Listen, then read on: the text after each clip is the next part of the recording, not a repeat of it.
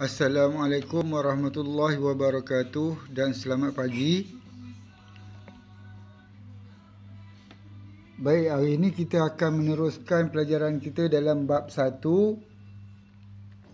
dalam topik 1.3 agenda tempatan 21 ataupun LA 21. Pertama sekali kita lihat dulu kronologi pelaksanaan persefahaman agenda tempatan 21 ataupun LA 21. Agenda tempatan 21 merupakan satu pelan tindakan pembangunan lestari global yang dikeluarkan pada deklarasi Earth Summit di Rio de Janeiro, Brazil pada tahun 1992. Ia menekankan peranan dan penglibatan pihak berkuasa tempatan dalam melaksanakan pembangunan lestari. Pertama, kronologi dia. Yang pertama pada tahun 1992, iaitu Jun 1992, iaitu pelancaran agenda tempatan 21. Baik, apa tujuan pelancaran ni? Iaitu menyediakan dunia bagi menghadapi segala cabaran abad kini dan akan datang. Yang kedua, mencapai persetujuan global mengenai usaha pembangunan dan alam sekitar yang lestari. Ketiga, menjadi tanggungjawab pihak pemerintah untuk menyediakan suatu dasar, strategi dan proses yang sistematik. Ketiga, mewujudkan kerjasama antarabangsa bagi menyokong dan melengkapi usaha kelestarian.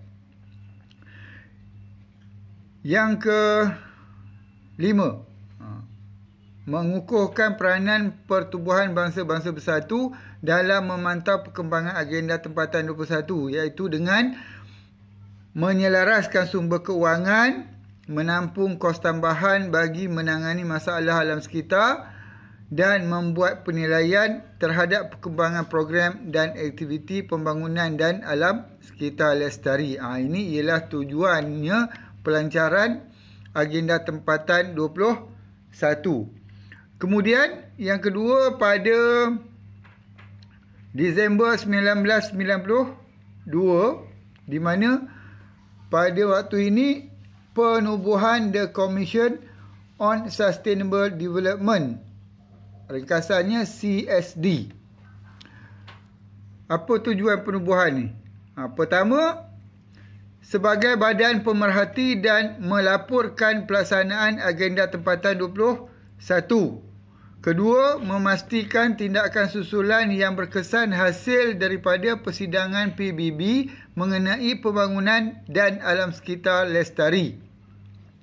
Ketiga, melibatkan diri secara aktif bagi memantau dan menilai aktiviti pembangunan dan persekitaran lestari di semua negara. Keempat, menyediakan kumpulan kerja bagi membincangkan matlamat tersebut. Kelima, menyediakan kertas kerja lengkap bagi program dan aktiviti yang berterusan.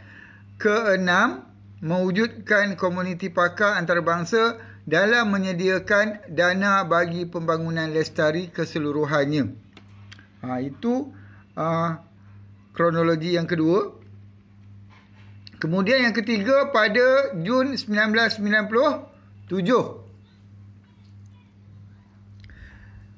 Asia Pacific Economic Cooperation ataupun APEC mengiktiraf kepentingan agenda tempatan 21. Negara APEC bersedia melaksanakan pembangunan lestari untuk kesejahteraan manusia sejagat. Persetujuan khusus yang dicapai ialah: pertama, mengadakan program kerjasama yang berkekalan terhadap alam sekitar seperti kebersihan dan mewujudkan bandar lestari. Okey, kat Malaysia ada tak bandar lestari ni? Sebab Malaysia menyertai ni. Cuba fikirkan. Ada ke tak ada? Okey. Kemudian yang kedua, menyediakan bandar-bandar yang mesra alam sekitar dan menghargai program-program yang disediakan oleh sebuah negara. Ketiga, sektor kerajaan swasta dan komuniti setempat berganding bahu mengubah prinsip pembangunan yang lebih lestari. Kemudian seterusnya kronologi yang keempat iaitu pada Mac 2000 iaitu pelaksanaan agenda tempatan 21 di Malaysia. Sebagai penyelaras, Kementerian Perumahan dan Kerajaan Tempatan KPKT dengan kerjasama Unit Perancang Ekonomi dan United Nations Development Berhad UNDP telah bertindak. Apa tindakannya? Ni ada 3 tindakannya. Pertama, menubuhkan Sekretariat Agenda Tempatan 21 bagi menyelaras, memantau dan menyediakan pelaporan pelaksanaan program kepada Kementerian Perumahan dan Kerajaan Tempatan KPKT.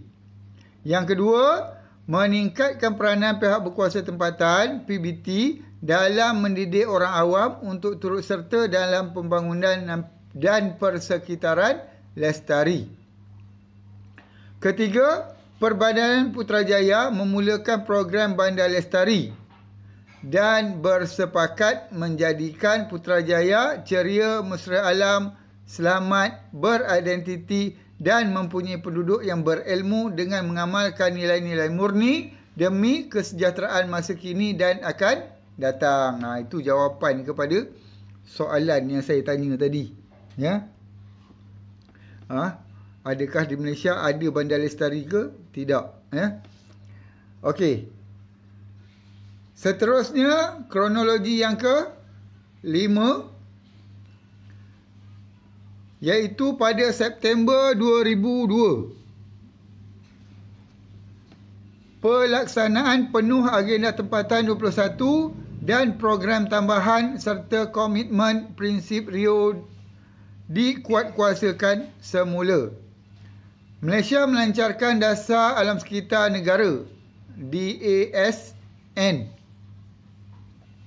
bermatlamat untuk meneruskan kemajuan ekonomi, sosial dan budaya serta meningkatkan kualiti hidup rakyat Malaysia menerusi kesejahteraan, pembangunan dan alam sekitar lestari.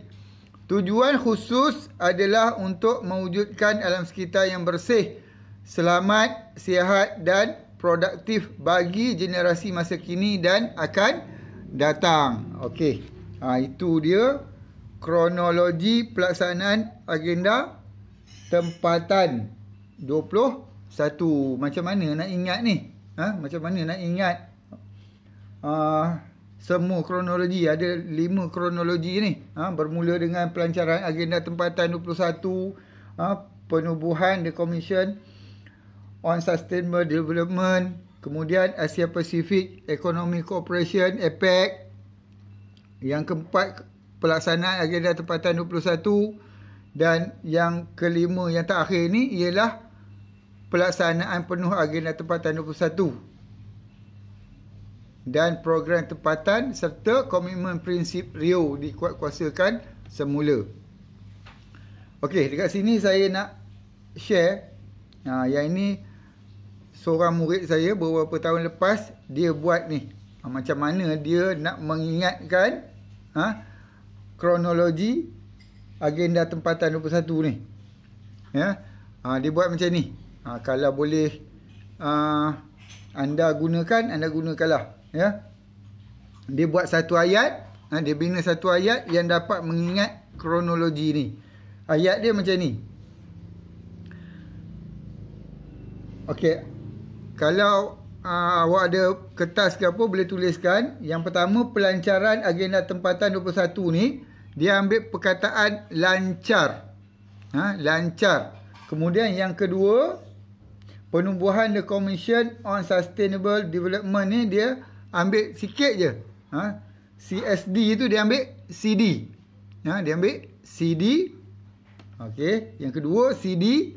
Kemudian Asia Pacific Economic Cooperation APEC, dia letakkan APEC, dia namakan APEC.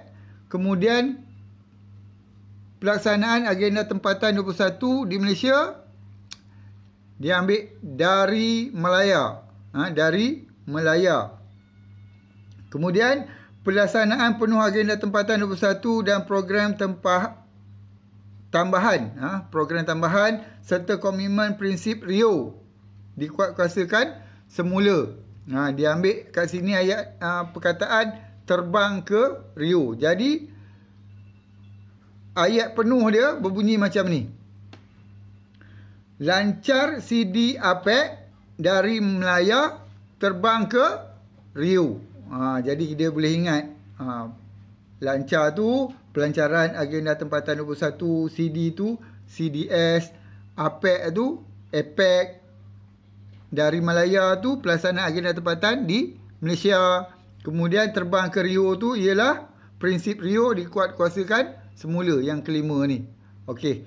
Ini saya nak sebut nama pelajar ni. Nama dia Mio. Sekarang dah belajar di salah sebuah universiti tempatan di selatan tanah air kita. Tahniah kepada Mio. Mudah-mudahan apa yang dibuat ni dapat dikongsikan dengan rakan-rakan pelajar yang lain. Terutamanya adik-adik lah yang di bawah ni. Ya. Okey. Itu saja yang dapat saya bincangkan tentang agenda tempatan 21 pada hari ini. Mudah-mudahan semua murid-murid telah pun faham apa dia kronologi persefahaman agenda tempatan 21.